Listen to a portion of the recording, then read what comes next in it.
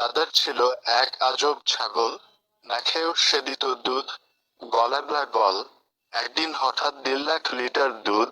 দাদা ভাবল, এইবার হব শহরের রাজসুখ, গ্রামের উৎসব, দুধে স্নান।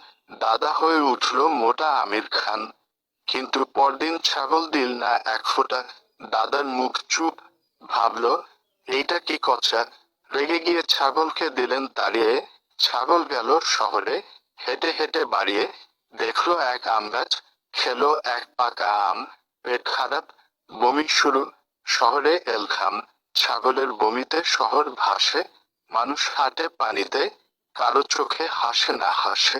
মেয়র বলল, এই ছাগল তো ভয়ঙ্কর, তারে রাজা বানিয়ে দিল শহরের বাইরে বাড়ি কর। শেষে শিক্ষা, ছাগলকে ভালোবাসো, বুঝে চলো ভাই, না হলে বমিতেই শহর ডুবে যাই। তোমরা যদি মাকে ভালোবাসো তাহলে লাইক সাবস্ক্রাইব করো।